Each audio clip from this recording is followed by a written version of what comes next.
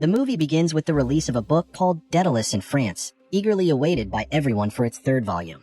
At the same time, the old man named Fontaine is the bookstore owner who introduces the author of Daedalus to the publisher named Engstrom. After 2 volumes have been successfully launched, Engstrom eagerly anticipates the third volume of Daedalus. The scene then shifts to Portugal, introducing a woman named Telma. Then, it moves to Denmark, where we meet a mother named Helene, who has to leave her husband and children for a specific reason. After that, the focus shifts to England, where a man named Alex Goodman is newly picked up. Following this, we meet a German woman named Ingrid, a Spanish man named Javier, an Italian man named Dario, and a Greek man named Kadrinos. Then, there's a man from China named Chun, and a woman from Russia named Katerina. Each of these 9 individuals has a purpose they are moving towards, and they all come to France to meet Engstrom, the publisher of the book Daedalus. Upon arrival, a servant greets the 9 individuals. They undergo thorough checks before entering, with strict rules prohibiting phones, flash drives, or any other items. They can only bring themselves and their translation skills. It's revealed that their task is to translate the book Daedalus into 9 different languages. After the strict inspection, they aren't immediately put to work, but instead receive briefings on their assignments. Not placed like people who can work anywhere, the 9 of them will be invited to enter the secluded part of this building. After going down several stairs and navigating through numerous corridors, they eventually reach a password-protected door. Beyond the door, it lies a special bunker equipped with facilities to prevent fatigue during their isolation from the outside world. Interaction outside is restricted to prevent spoilers, and the 9 individuals must focus solely on translating the book Daedalus. To ensure security, each of them will have a dedicated bodyguard from Russia to monitor their every move. Following the servant's explanation, Engstrom finally arrives. At that moment, he informs them that the third volume of the book Daedalus has 480 pages. They will receive only 10 pages per day, meaning it will take 48 days to complete the translation. After that, Engstrom warns against any misbehavior during the translation process, emphasizing that it could endanger not only their careers, but also their lives. Once again, it's stressed that Daedalus is the world's top-selling and most desired book.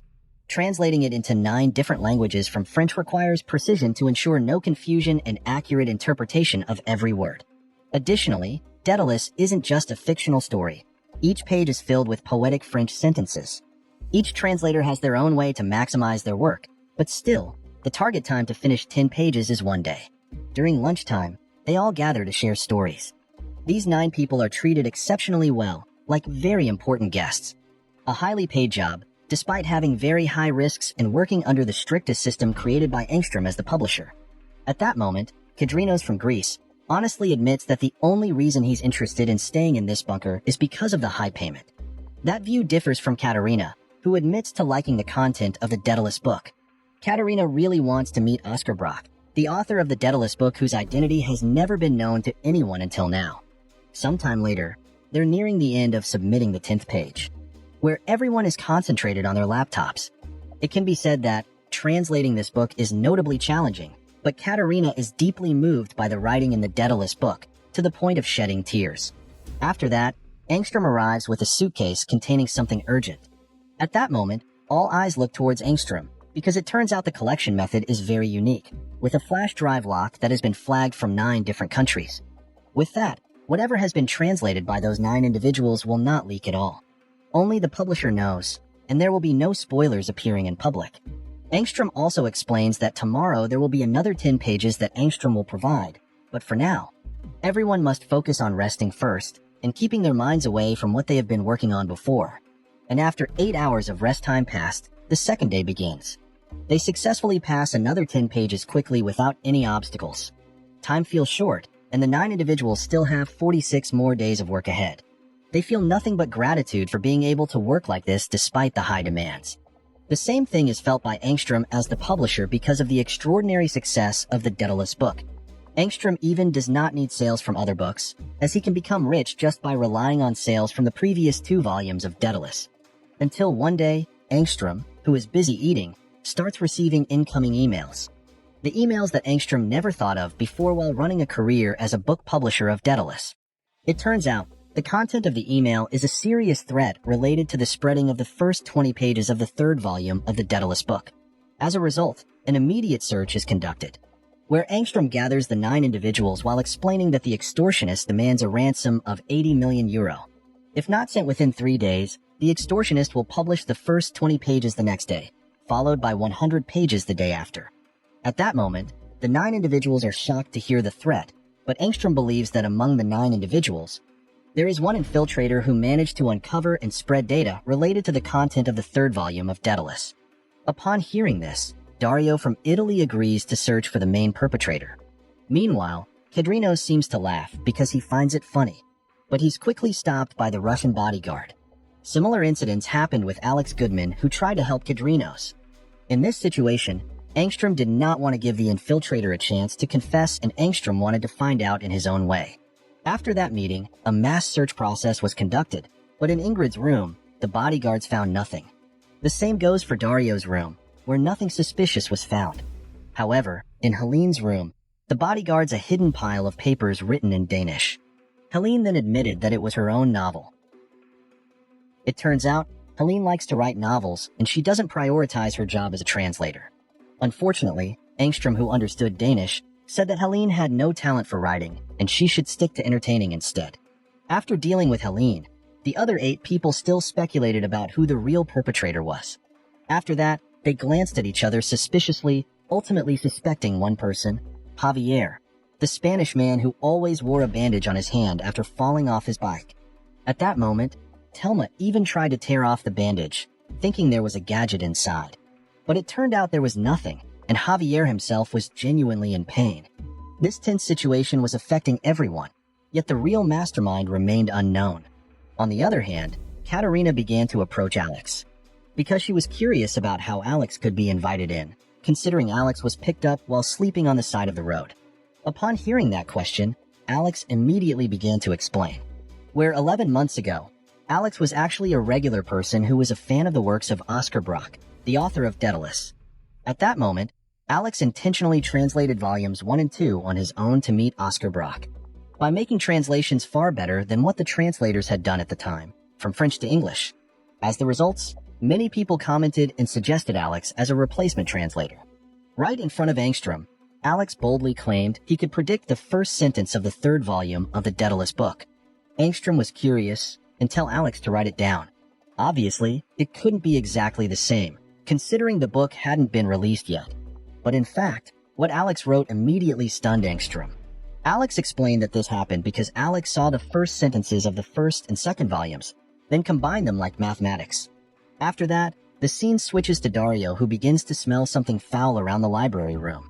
Upon investigating, he discovers that Helene had do the unthinkable using a rope, leaving her husband and children whom she will never see again. This mental pressure must have occurred after Helene successfully translated from French to Danish for the 1st and 2nd volumes. But in the 3rd volume, Engstrom's words deeply affect her, leading to her despair. Following Helene's death, suddenly a loud voice is heard from Engstrom, who receives another email from a mysterious person where 100 pages were leaked online just 10 seconds ago.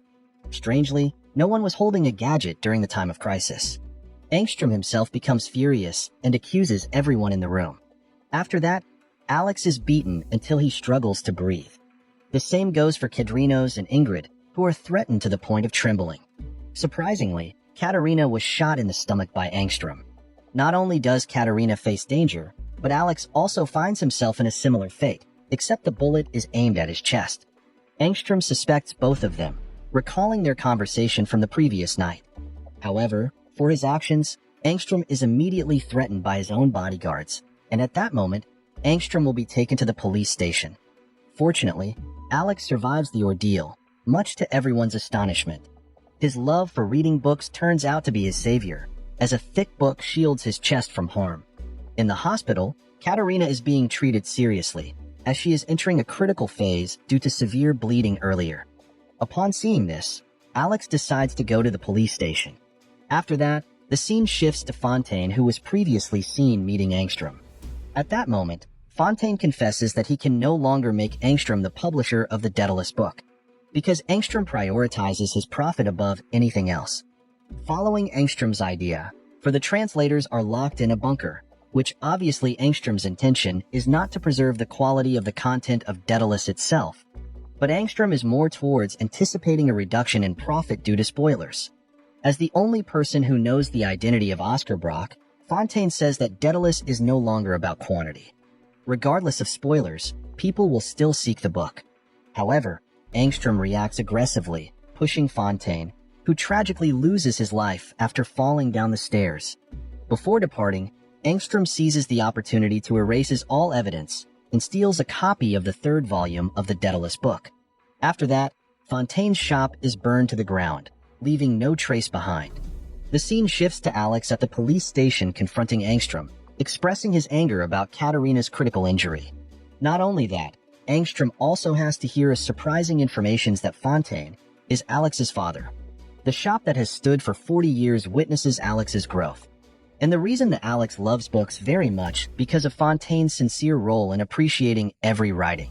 As time goes by, Alex is immediately moved to no longer position himself as an admirer of written works, but Alex immediately becomes a book author.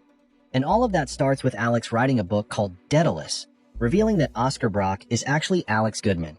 As the result, the terror in the bunker continues to unfold without the need to steal the manuscript or take any other action. Before being taken to the police station, Alex, as a fan, had already instructed fans of the Daedalus book scattered across various countries to terrorize Angstrom. It's clear that Alex was able to guess the first sentence in the third volume of the Daedalus book because Alex is the author of the book. Alex also asserts that he doesn't need the 80 million euros transferred by Angstrom. In the final moments, where Alex's goal is to trick the overly greedy Angstrom, even if it means Fontaine, his father, must die. To accomplish this, Alex convincingly pretends to be a devoted fan of Oscar Brock, eager to meet him. Finally, as time went on, the scenario ran smoother. And slowly, Alex also learned about the background of the translators, information he obtained from his father. Initially, Alex actually intended to trick Angstrom from day 2 to day 48. However, after the casualties, including Helene and the critically injured Katerina, Alex had to abandon those plans. Alex was deeply moved because he knew that Helene had a great talent for writing books, and the same goes for Katerina, who truly understood how to appreciate written works. In the end, after what was uncovered by Alex, Angstrom became very ashamed, and Angstrom had to spend the rest of his life in prison for attempted murder. On the other hand, Alex Goodman, who had been behind the name Oscar Brock all this time, felt satisfied. There's nothing more satisfying than getting revenge on Angstrom. In the end of the film, Alex boldly states that the happiness from all the profits from the third volume of his Daedalus book will not surpass the happiness Alex feels now after imprisoning Angstrom. Moral lesson from the story: always remember, even the fanciest book can cause big trouble. So, next time you're translating, keep an eye out for sneaky publishers and runaway authors.